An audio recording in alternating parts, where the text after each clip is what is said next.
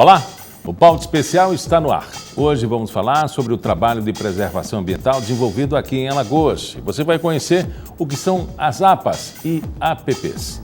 Também vamos falar sobre os desafios do combate à vulnerabilidade social em Alagoas e os 10 anos do Sistema Único de Assistência Social.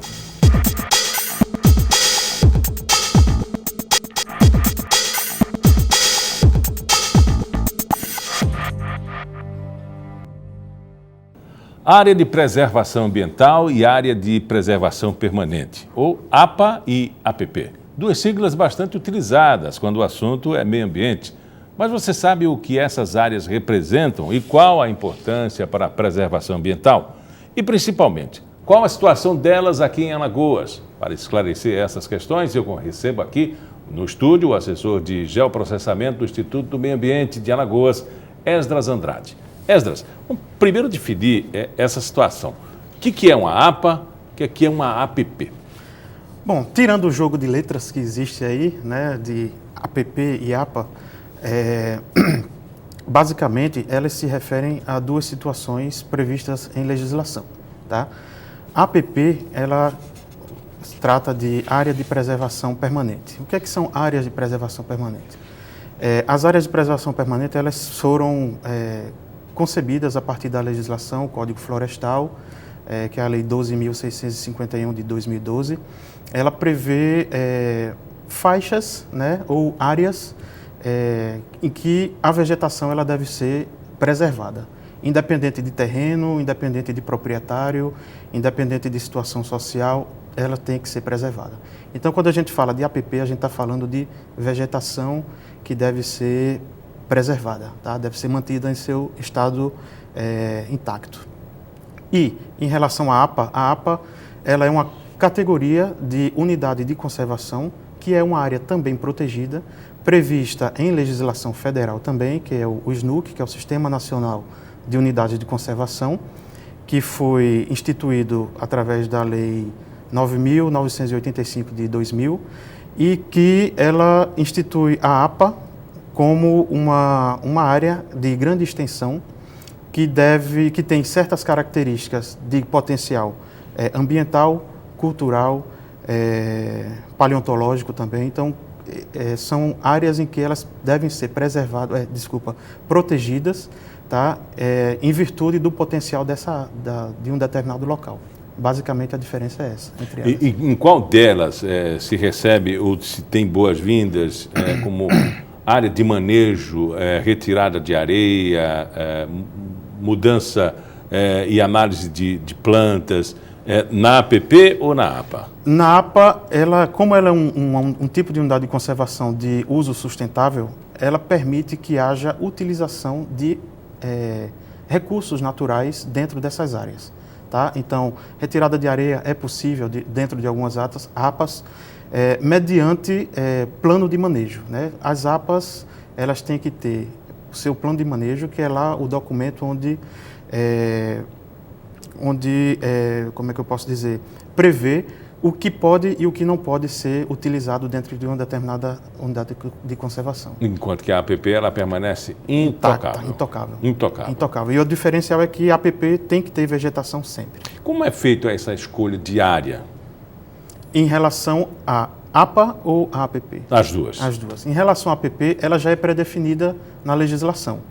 Posso citar como exemplos aqui. Faixas de rio, ou seja, margens de rio, dependendo da largura do rio, ela varia de 30 metros a 500 metros de faixa de proteção, tá? Que deve ter a vegetação protegida. Também podemos considerar os manguezais, que eles são considerados áreas de preservação permanente, áreas de encosta com mais de 45 graus de declividade, também considerado área de preservação permanente, topos de serras, tá? Topos de morro, na verdade, também deve ser protegido, preservado. O que mais? O que é que a gente pode dizer? Bordas de tabuleiro também, uma faixa de 100 metros na borda do tabuleiro, isso tudo é tudo já pré-definido na lei que eu falei anteriormente. No caso dos rios, lagoas, né, já que a gente tem muito manancial aqui, o que pode ser feito? Porque há uma certa dúvida na cabeça das pessoas com relação a exploração dessas áreas feita por moradores nativos, pescadores, né? Sim. E também áreas que servem de exploração urbana, acesso à moradia, loteamentos, e nos deixa muitas dúvidas.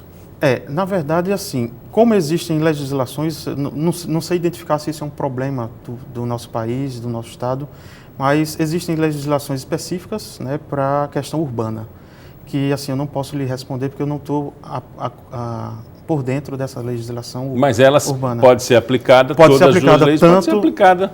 Mas a questão da APP, ela tem que ser aplicada tanto na estadual, quanto na área urbana, quanto na área rural.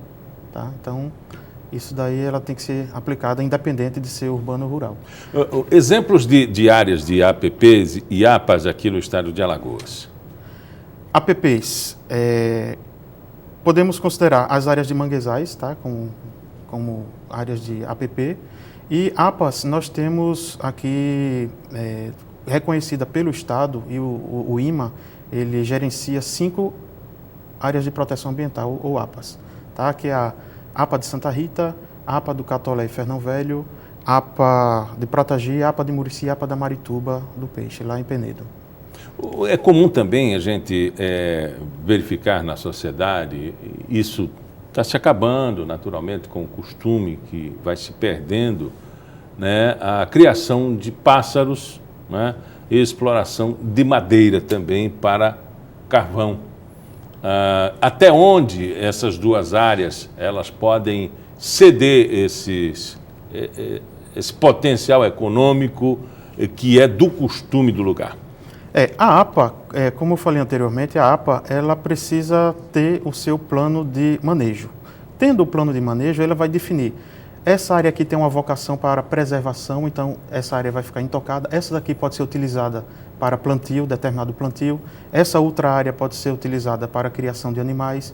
Essa outra área, então, é feito um zoneamento que está inserido dentro do plano de manejo, e o plano de manejo é quem vai reger toda essa gestão da unidade de conservação. Quando a gente percebe que no noticiário, inclusive a preocupação do governante com relação ao impacto que isso pode causar, exemplificando a preservação das matas, dos mananciais, mas também a exploração econômica e a vocação do lugar. Eu citei o exemplo da carvoaria, mas também temos o marisco, temos a pesca, nós temos a exploração das hortas comunitárias, enfim, mas eu queria cair especificamente na área das ostras, que apesar de ser um potencial econômico muito forte, é pouco explorado aqui na região, né, e já com tecnologia para a criação em cativeiro.